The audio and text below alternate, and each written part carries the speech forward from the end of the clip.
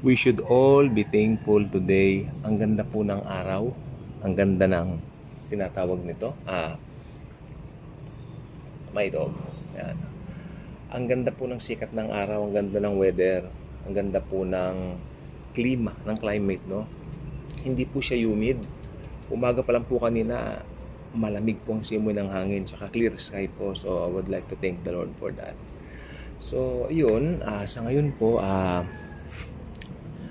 gusto ko lang pong sabihin po sa atin pong lahat na anuman po ang pinagdadaanan ng mundo, anuman po ang mga nakikita natin dito sa social media, huwag tayong masyadong papa-apekto. Because as a Christian, sometimes we tend to give in doon sa mga bagay-bagay na nakikita natin dito sa social media, no? And we sometimes absorb it a lot sa mga minds natin na nakakalimutan natin yung pinakamahalaga. Sino ang pinakamahalaga? Ang Panginoong Jesus, si Jesus. Nakakalimutan natin kung gaano siya ka-powerful. Nakakalimutan natin kung gaano siya kamapagmahal sa atin. Huwag natin papabayaan yan na mangyari. Sapagkat pag nagkaganon po, malilin lang tayo ng dyablo. At hindi po magandang mangyari yon dahil sa panahon po talaga ngayon, nagkalat po ang kanyang mga taktika para alisin ang ating isipan sa pag-ibig ni Kristo. Sapagkat bilang mga mananampalataya, alam niyo po bang secured na po tayo?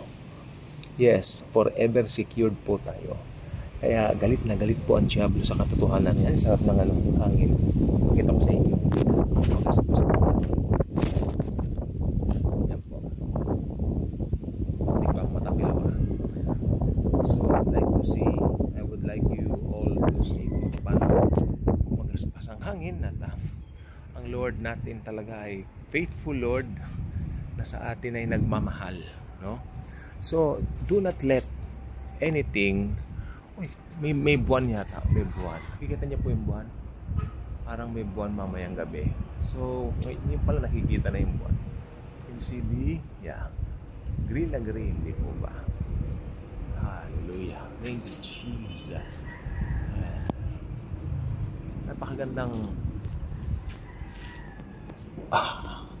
Napakagandang makita ang creation ng Lord. Yung pag meron kang mga bagay na parang ikaw ay nasa-sidetrack, ano?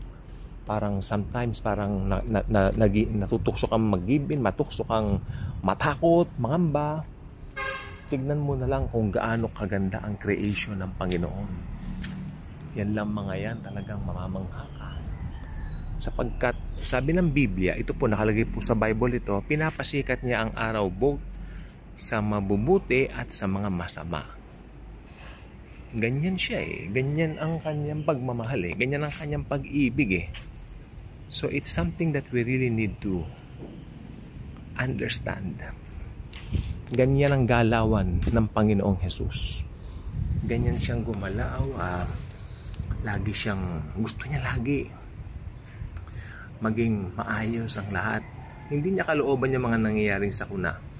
Especially po, bagamat okay yung mga kamag-anak ko sa California, pero syempre, my heart goes doon sa mga taong nawala ng mga tahanan.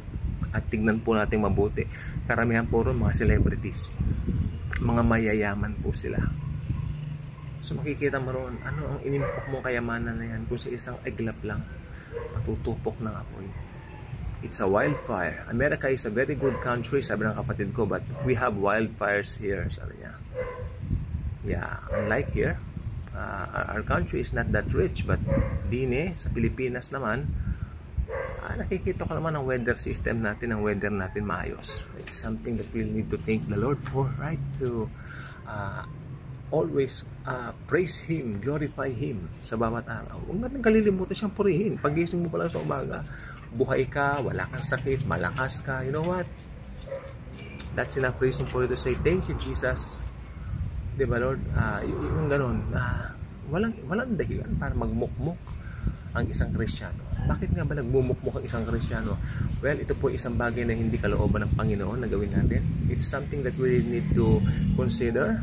Once we read the scripture, always go to the verses where the Lord is telling us that He will never leave us nor forsake us, or may mga verses doon na talagang nagsasabi na I am with you always, di ba? Yung talagang hindi tayo iiwan at mababayaan. Tingnan mo tingnan po ninyo mabuti, pansinin niyo mabuti. Si Jesus, pinalalakas tayo. At ang pinakamaganda nito, hindi na tayo iniiwanan. Di ba? Yung iba, sige, maging malakas ka, kasi iiwanan kita. Pero yung si Jesus, hindi. Pinapalakas ka na niya, kasama mo po siya. Kasama pa natin siya. It's something that we really need to meditate upon.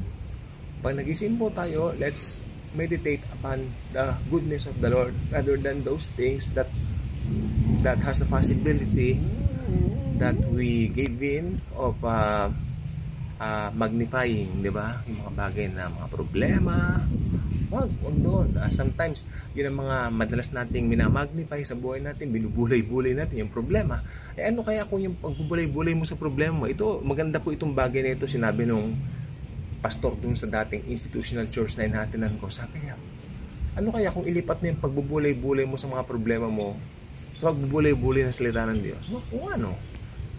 At pagbulay-bulayan mo ron, sabi niyo, kung gaano siya kabuti, kamapagmahal, di ba? Kamangha-mangha ang kanyang mga gawa.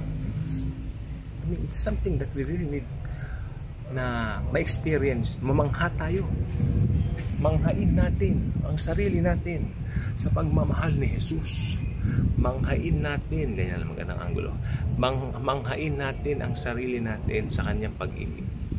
Nung nakapako po kasi sila cross, yun na po yun past, present, future sins. Nandun na po. At hindi lang po yun, binigyan po tayo niya ng kagalakan mula doon dahil binigyan po niya tayo ng kapayapaan, binigyan tayo ng kayamanan. Ginawa niya tayong mayaman. Ayaw niya mahirap tayo. At higit sa lahat, ginawa rin niya doon sa cross na bigyan tayo ng kalusugan. Physical na kalusugan. Physical po yan. Yan po ay araw-araw nating isama sa mga devotion natin na yung finish work niya, sinabi kasi ng Panginoon, it is finished. Pag sinabi ni Jesus na it is finished, mananatiling finish. Yung pag minagnify mo yung problema mo, kaysa doon sa finish work ni Christ, lumalabas mas matindi pala yung problema mo kaysa doon sa ginawa ni Christ, which is hindi totoo. Dahil yung ginawa ni Christ, that's everything. Yan po ang lahat-lahat na pwede nating i-magnify sa mga buhay natin. Ano bang minamagnify? Itong buhok kong ganyan, tumutubo na, darating ang araw, tutubo na rin yan diba kaya? Talagang may ginamit kasi akong pero sabi, tutubo pa raw. So yan, pinapakita ko, hindi naman ako yung tipo. Ano pa naman? Diba? Artistahin po ako, sabi nila, pero joke. Pero kung nakakalbo, pinapakita ko naman. Ano ba yan? May nag-away na naman na aso. Pasensya na po kayo, ano po? I cannot cut this because this video, kinukuha ko po ito sa TikTok. Hindi po ako nagbi-video using my phone, but this is TikTok, so diretso po siya. Regardless of what you hear sa paligid, so it remains rolling, the camera is still rolling hanggang matapos natin ang 10 minutes kasi maximum po ulit 10 minutes. So yun, matatapos na po kasi 8:48 na po dito sa time na binibigyan ng TikTok sa atin. So yan ang mga hangin. Ano ba nakikita niyo sa mga hangin na dito? Humahangin. Ano po bang namamasdan? Yan, ano po bang namamasdan? Mukha ko? Yung kalbo. Yan. Aking ulo. Tingnan niyo. Diba? Kalbo. Hindi. Ang namamasdan natin sa lahat, si Kristo Jesus. Jesus. Si Jesus, kapuspusan ng lahat. Ay, nalabas na yung buwan. O yun. So, tayo po ay nagpapasalamat sa Panginoon dahil maganda po itong day na ito. Hindi tayo papatinag, hindi tayo papatalo. Na pwedeng ganyan. Panalo po tayo. Sa cross nangyari ang pagkapanalo natin kasabay ni Kristo na nagsabi ng Tetelestai, it is finished. So God bless sa ating lahat. Muli, maraming salamat sa Panginoong Hesus. Siya ang bida sa buhay natin. Walang pwedeng iba maging bida, kundi ang Panginoong Hesus lang. Thank you po. God bless sa ating lahat.